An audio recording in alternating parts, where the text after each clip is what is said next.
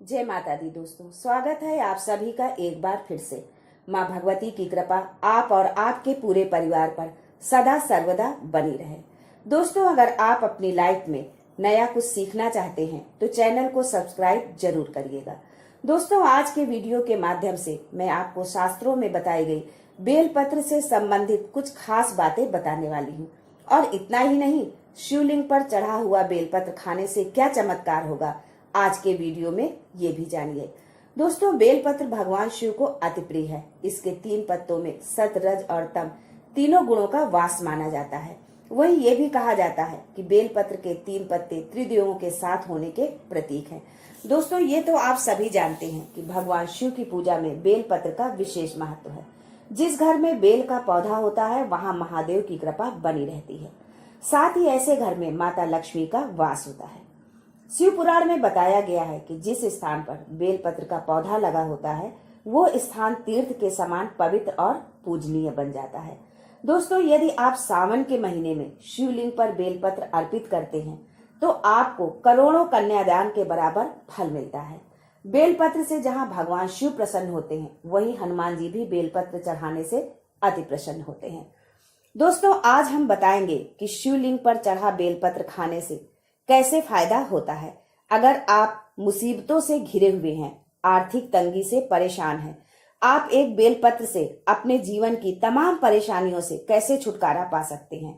लेकिन उससे पहले आपसे रिक्वेस्ट करती हूँ कि वीडियो को लाइक जरूर करिएगा, दोस्तों को शेयर कर दीजिएगा, और अगर आपने अभी तक चैनल को सब्सक्राइब नहीं किया है तो चैनल को सब्सक्राइब करके बेल आइकन जरूर दबाइएगा। दोस्तों, बेलपत्र कोई साधारण पत्ता नहीं है, ये सभी पत्तों में सबसे श्रेष्ठ है। और जब ये भगवान शिवलिंग पर चढ़ जाए तो ये कोई साधारण बेलपत्र नहीं रह जाता है, साक्षात भगवान शंकर का प्रसाद बन जाता है। दोस्तों, सावन का महीना चल रहा है और इस बार तो सावन महीने में भगवान भोलेनाथ की विशेष कृपा है अपने भक्तों पर। तो अपने फायदे के लिए ये वीडियो अंत तक जरूर देखिएगा। दोस्तों, हमारे धर्म शास्त्रों में कहा गया है कि बेलपत्र 6 महीने तक बासी नहीं होता है। इसका एक बार प्रयोग करने के बाद आप पुनः धोकर चढ़ा सकते हैं। कई स्थानों पर बेलपत्र नहीं मिलता, जहां वहां बेलपत्र का चूर्ण भगवान शंकर पर चढ़ाया जाता है। दोस्तों, जब भगवान शिव की सबसे प्रिय चीजों की बात आती है तो उसमें सबसे पहले नाम आता है बेलपत्र का। ये तो आप सब जानते ही होंगे कि बेलपत्र भगवान शिव को अति प्रिय है और शिवलिंग पर बेलपत्र चढ़ाए बिना पूजा को पूर्ण नहीं माना जाता है। ऐसी मान्यता है कि शिवलिंग पर बेलपत्र अर्पित करने से महादेव अति शीघ्र प्रसन्न होते हैं और अपने भक्तों को मनोवांछित फल देते हैं। बेलपत्र में 3 पत्तियां एक साथ जुड़ी होती हैं, जिसको लेकर कई तरह की मान्यताएं प्रचलित हैं। 3 पत्तों को कहीं त्रिदेव अर्थात सृजन, पालन और विनाश के देव ब्रह्मा, विष्णु और शिव माना जाता है, तो कहीं 3 गुणों सत, रज और तम, तो कहीं 3 आदि ध्वनियों जिनकी सम्मिलित गुण से ओम बनता है का प्रतीक माना जाता है। बेलपत्र की इन 3 पत्तियों को महादेव की 3 आंखें और शस्त्र त्रिशूल का भी प्रतीक माना जाता है। शिवलिंग पर बेलपत्र चढ़ाने से जुड़ी पौराणिक कथा के अनुसार श्रावण मास में जब समुद्र मंथन हुआ तो उससे अनेकों चीजें निकली, जिसमें से एक विष भी था। विष के ताप से संपूर्ण सृष्टि को बचाने के लिए भगवान शिव ने विष को अपने कंठ में धारण कर लिया। विष के प्रभाव से उनका कंठ नीला पड़ गया और पूरा शरीर जलने लगा, जिसकी वजह से आसपास का वातावरण भी जलने लगा। बेलपत्र शीतलता प्रदान करता है और विष के प्रभाव को भी कम करता है, इसलिए सभी देवी देवताओं ने शंकर जी को बेलपत्र खिलाना शुरू कर दिया। बेलपत्र के साथ साथ उनको शीतल रखने के लिए जल भी अर्पित किया। बेल और जल के प्रभाव से भोलेनाथ के शरीर में उत्पन्न गर्मी शांत होने लगी और तभी से भगवान शंकर पर बेलपत्र चढ़ाने की परंपरा है। बेलपत्र चढ़ाने के बाद जल जरूर अर्पित करना चाहिए। ऐसा करने से भगवान शिव को शीतलता मिलती है और उनका आशीर्वाद प्राप्त होता है। दोस्तों, हमेशा ध्यान रखना कि 3 पत्ते वाले बेलपत्र ही चढ़ाना चाहिए। जिस तरफ बेलपत्र की पत्तियां चिकनी हो उसी तरफ से बेलपत्र चढ़ाना चाहिए। इस बात का आपको विशेष ध्यान रखना चाहिए और कटे फटे बेलपत्र को भगवान शंकर पर नहीं चढ़ाना चाहिए। शिवलिंग पर बेलपत्र चढ़ाने के लिए अनामिका, मध्यमा और अंगूठे का प्रयोग करना चाहिए। दोस्तों, चतुर्थी, अष्टमी, नवमी, द्वादशी, चतुर्दशी, अमावस्या, पूर्णिमा, संक्रांति और सोमवार तथा दोपहर के बाद बेलपत्र नहीं तोड़ना चाहिए। इन दिनों तथा शाम के समय बेलपत्र तोड़ने से भगवान शिव क्रोधित हो जाते हैं। भगवान शिव को कटे फटे बेलपत्र कभी नहीं चढ़ाना चाहिए। इसके पीछे भी एक पौराणिक कथा है। जब भगवान शंकर ने गणेश जी का शीश खंडन किया, तभी से भगवान शंकर ने संकल्प लिया कि कभी भी मुझे खंडित चीज नहीं चढ़ाई जाएगी। तब से भगवान शंकर को कोई भी सामग्री खंडित नहीं चढ़ाई जाती, फिर चाहे वो बेलपत्र हो या अक्षत। यदि आप शिवलिंग पर बेलपत्र चढ़ाते हैं तो आपकी सभी प्रकार की समस्याएं दूर होती हैं। भगवान शंकर के भक्तों को कभी भी आर्थिक समस्या नहीं आती। बेलपत्र को तिजोरी में रखने से कभी भी पैसे की समस्या नहीं आती। धन समृद्धि के लिए उत्तर दक्षिण दिशा में बेल का पौधा लगाना चाहिए। दोस्तों, इस वीडियो का एंड तक आप अवश्य देखना, क्योंकि आज के वीडियो में बेलपत्र से संबंधित बहुत सारी जानकारी आपको देने वाली हूँ। अधूरा ज्ञान हमेशा खतरनाक साबित होता है। यदि आप सच्चे शिव भक्त हैं तो कमेंट बॉक्स में ओम नमः शिवाय जरूर लिखें। भगवान भोलेनाथ आपकी संपूर्ण मनोकामना पूरी करें।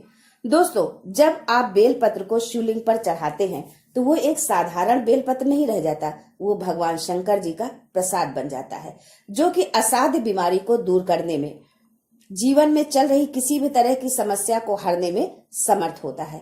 आइए अब जानते हैं कि शिवलिंग पर चढ़ा हुआ बेलपत्र खाने से क्या होता है। शिवलिंग पर चढ़े हुए बेलपत्र को खाने से सभी प्रकार के रोग दूर हो जाते हैं। वात, कफ और पित्त दोष से छुटकारा पा जाते हैं। ये दोष भी सभी रोगों का कारण होते हैं।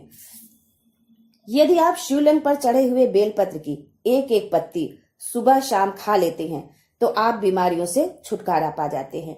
ये बेलपत्र आपके सभी पापों को नष्ट करने वाला है। गौ हत्या जैसे पाप से भी आपको छुटकारा मिलता है। यदि आपसे कोई अनजाने में भी पाप हो गया हो तो आप कम से कम 2 महीने तक बेलपत्र का सेवन करें। ऐसा करने से आपको पाप से छुटकारा मिल जाता है। बेलपत्र तामस प्रवृत्ति को समाप्त करता है। बहुत से लोगों में तामस गुण आ जाते हैं। बहुत से लोग मांस मदिरा का सेवन करते हैं, जिसके कारण उनके अंदर तामसी गुणों आ जाते हैं। आपका तन मन दोनों अशुद्ध होता है। शुद्धता के लिए आप प्रतिदिन 5 पत्तियां बेलपत्र की खाएं, 3 सुबह और 2 शाम। नित्य सेवन करने से तामसी गुणों का नाश हो जाता है। नकारात्मकता आपके जीवन से समाप्त हो जाती है। दोस्तों, इतना ही नहीं, बेलपत्र खाने से आपका भाग्य बलवान हो जाता है। कैसा भी दुर्भाग्य हो वो सौभाग्य में बदल जाता है। जिस समय से आप बेलपत्र खाना प्रारंभ करते हैं तो आपका दुर्भाग्य सौभाग्य में बदल जाता है। और जब आप सावन के माह में शिवलिंग पर चढ़े हुए बेलपत्र को खाते हैं तो भोलेनाथ के साथ आपको माता पार्वती का भी आशीर्वाद मिलता है। आपका भाग्य आपके अनुरूप ही चलता है। आयुर्वेद में कहा जाता है कि बेलपत्र खाने से रक्त साफ होता है। शिव जी का प्रिय बेलपत्र गंभीर बीमारियों से भी आपको छुटकारा दिला सकता है। अगर आप लंबे समय से किसी बीमारी से परेशान हैं और हर इलाज नाकाम हो रहा है तो आप सावन के महीने में बेलपत्र शिव जी को इस तरह से अर्पित करें। आप 108 बेलपत्र लीजिए और एक पात्र में चंदन का इत्र भी। अब एक एक बेलपत्र चंदन में डुबोते जाएं और शिवलिंग पर चढ़ाते जाएं। हर बेलपत्र के साथ ओम होम जूम सह का जाप करते रहें। मंत्र जाप के बाद भगवान शिव से शीघ्र स्वस्थ होने की प्रार्थना करें। इस उपाय को यदि स्वयं नहीं कर सकते तो आपके परिवार का कोई अन्य सदस्य भी कर सकता है। दोस्तों, बेलपत्र का केवल दैवीय प्रयोग नहीं है, इसके प्रयोग से सेहत से जुड़ी तमाम समस्याएं चुटकियों में समाप्त हो जाती हैं। बेलपत्र का रस आंख में डालने से आंखों की ज्योति बढ़ती है। बेलपत्र का काढ़ा शहद में मिलाकर पीने से खांसी से राहत मिलती है। सुबह 11 बेलपत्रों का रस पीने से पुराना सिर दर्द ठीक हो जाता है। दोस्तों, यदि आप मुकदमे या किसी विवाद में फंसे हैं और आप बहुत प्रयास के बाद भी छुटकारा नहीं पा रहे तो ये उपाय एक बार अवश्य करिए। रामचरितमानस के उत्तर कांड में राज्याभिषेक तक जाएं। राज्याभिषेक के समय शिव जी ने श्री राम की जो स्तुति की है उसका पाठ करें। उसके पश्चात पूरी श्रद्धा और विश्वास के साथ राम स्तुति का पाठ करें। आपकी संपूर्ण बाधाएं भगवान शिव दूर करेंगे। यदि संभव हो तो आप ये पाठ शिव मंदिर में करें तो अतिशीघ्र चमत्कारी लाभ मिलेगा। दोस्तों, यदि आप संतान सुख से वंचित हैं, अनेकों उपाय के बाद भी आप मायूसी हैं, तो इस सावन महीने आप यह उपाय अवश्य करें। एक पात्र में गाय का कच्चा दूध ले, उसमें एक एक बेलपत्र डुबोते हुए शिवलिंग पर चढ़ाएं। हर बेलपत्र चढ़ाने के साथ ओम नमो भगवते वासुदेवाय का जाप करें। तत्पश्चात महादेव से संतान प्राप्ति की प्रार्थना करें। भगवान भोलेनाथ आपकी मनोकामना अवश्य पूरी करेंगे। शिवलिंग पर चढ़ा हुआ एक बेलपत्र खाने से आपकी इच्छा की पूर्ति होती है, आपकी सभी इच्छा पूर्ण हो जाती है। दोस्तों, ये बात बताने योग्य ना है, फिर भी मैं आपको बताना चाहूंगी कि यदि आप नियमतः 6 महीने शिवलिंग पर चढ़ा हुआ बेलपत्र खाते हैं तो आप भूत भविष्य वर्तमान तीनों को देखने की सिद्धि प्राप्त हो जाती है। आप अपना और दूसरे का भी भविष्य देख सकते हैं, लेकिन इसका प्रयोग किसी का अहित करने के लिए नहीं करना होता है। बड़ी से बड़ी साधना आप कर सकते हैं। शिवलिंग पर चढ़ा बेलपत्र आप खाते हैं तो बड़ी से बड़ी साधना छोटी हो जाती है। शिवलिंग पर चढ़ा बेलपत्र खाने से मंत्र शीघ्र सिद्ध हो जाते हैं। कलयुग में भगवान शंकर ने जो मंत्र कीलित करके रखा है वो शीघ्र सिद्ध हो जाते हैं।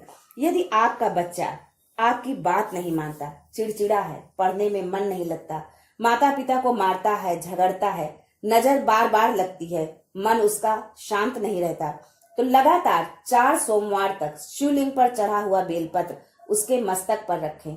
ऐसा करने से इन सब से छुटकारा मिलेगा और बच्चे का विकास बहुत अच्छा होगा। ऐसा बालक माता पिता की किसी बात का उल्लंघन नहीं करते, वो भगवान शिव की तरह ही भोले हो जाते हैं। लेकिन शिवलिंग से बेलपत्र उठाने से पहले शाद अवश्य ले लें और अपने बच्चे का नाम भी अवश्य लें। यदि आप 9 ग्रह में से किसी भी ग्रह से पीड़ित हैं, शनि, राहु, केतु, तो इन ग्रहों की पीड़ा से छुटकारा पाने के लिए शिवलिंग पर चढ़े 5 बेलपत्र आपको खाना है। ज्यादा दिन नहीं, बस 1 महीने तक खाना है। आप खाकर देखिए, आप जिस दिन से खाना शुरू करेंगे आपकी 9 ग्रह की पीड़ा दूर होना शुरू हो जाएगी।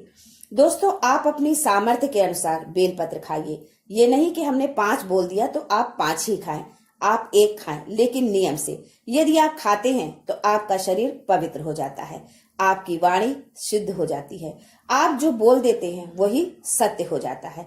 आज के लिए बस इतना ही। दोस्तों, मिलते हैं अगले वीडियो में, तब तक के लिए हर हर महादेव।